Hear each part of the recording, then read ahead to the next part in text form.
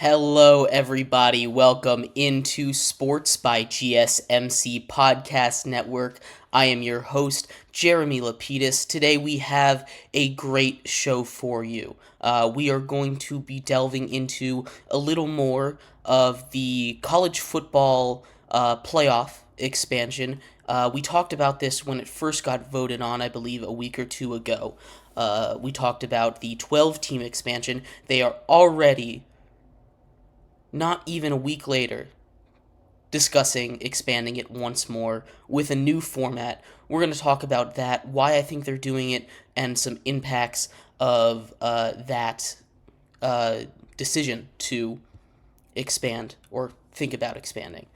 In our second segment, we are going to continue the theme of football of a college playoff expansion, this time talking about March Madness. We're going to talk about the possibility about them expanding. It seems like the most likely chance of it expanding since the last time it expanded back in 2011. We'll get into that a little bit. And then we will, in our third segment, continue our off-season baseball coverage, talking about the Kansas City Royals this time. And in our fourth segment, stick around for that. I put together my first mock draft of the season ahead of the Combine, which started just about 30 minutes ago. So we'll go through my pre-Combine mock draft, so stick around for that. Before we get too far into the show, though, I'd like to remind everybody that if you would like to be an even bigger part of the show than you already are, all you need to do is go to gsmcpodcast.net. That's the link to leave a donation or a tip, leave a message with it. It'll scroll across the bottom of the screen. We appreciate anything you can give us, and we appreciate you watching. Again, that link is gsmcpodcast.net. But like I said, we have a big show for you today, so let's get right into it. We're going to start it off talking about college football playoff expansions. For those who were unaware, the college football playoff, as of a couple weeks ago, officially expanded from 4 teams to 12 teams. They adopted a 5+7 model. That 5+7 model means that the top 5 conference champions get an automatic qualification, and then the next 7 seeds go to the top 7 ranked teams in the country. So 5+7, it presumably gives 1 spot to each of the 4 power conferences that are left, and then the next 7 go to the 7 most deserving teams, which seems like a pretty good compromise for a lot of the issues in college football. You get a little bit of group of 5 representation. It covers all of the New Year's Six bowls, so you don't need to make any of those important bowls less important than they were already becoming. So you're not affecting that anymore. So 12 teams, we're going to test it out, see how it goes. I'm a big fan of how it is looking like it's going to go. But just a couple of days later, the NCAA College Football Committee decided that in 2 years, they want to expand to 14. Now, it hasn't been voted on. It's nothing official yet, but it is looking at. They are talking about putting it in. Thank you for the comment. When they were talking about the next 7 teams, they're going to do the regular playoff ranking that they are talking about. It's just going to be those top 7 ranked teams. So say SEC champion, ACC champion, Big Ten champion, and Pac-12 champion. They're all ranked in the top 5. Say it's 1, 3, 4, 5. That number 2 seed, that didn't win their conference champion, they're going to get that number 5 seed. And then it would go teams ranked 6, 7, 8, 9, 10, 11, so on down the line. Just the top 7 ranked teams, just like they do rankings nowadays. Thank you for the question, though. But the way that they've decided to do this 14-team model is something that really shows a lot about the concern that the NCAA is having. Yeah, that's right. That would be the top 7 teams outside of the top from each division. exactly. Um, so the way that they've decided to do this 14 team playoff is to really skew it towards the SEC and the Big Ten. The proposed model right now is the top 3 teams from the SEC, the top 3 teams from the Big Ten, along with the top 2 teams from the ACC and the top 2 teams from the Big 12, as well as one from the Group of 5, are all getting automatic qualifiers. So that leaves 3 at-large bids for the rest of college football. But it really is skewed more towards the SEC and Big Ten. Now, this isn't anything that is official yet, but we are looking at something down the line where, if you remember just a couple weeks ago, I believe at the beginning of February, the SEC and the Big Ten formed a sort of alliance. They made a coalition together. And I think the NCAA feels a little threatened by that. There have been rumors in the past of the SEC trying to make a super conference and split off from the NCAA.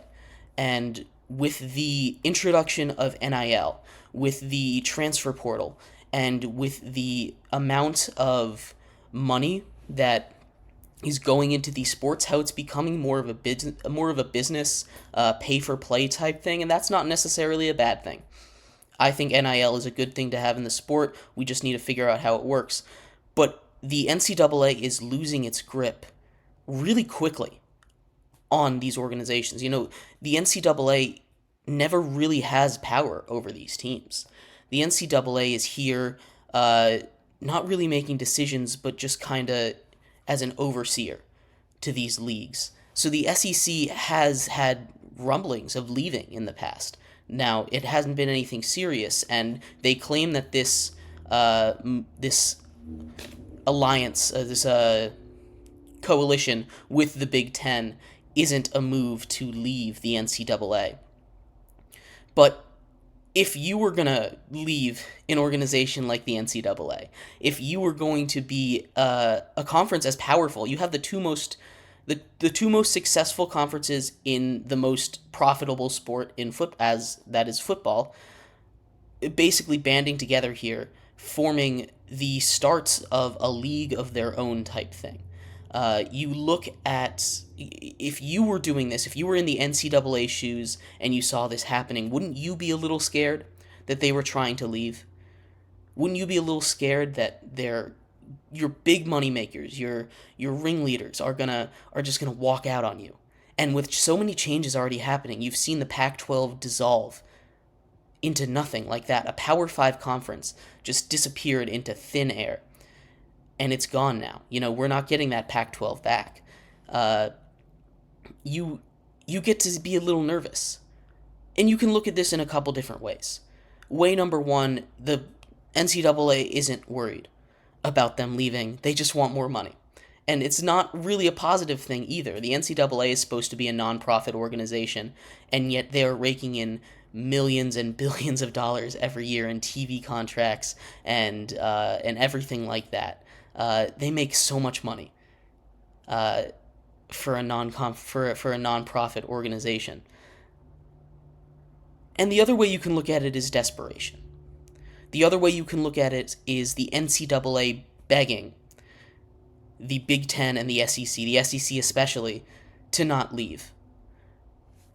The way that it's set up for this, not only is this going to, if this proposal goes through, ruin the conference championship model. Bowl games have already been ruined. We're not getting bowl games back the way they were after this playoff, and especially now that it's expanded to 12 teams. We're not getting all of those bowl games. They are not going to mean as much ever again.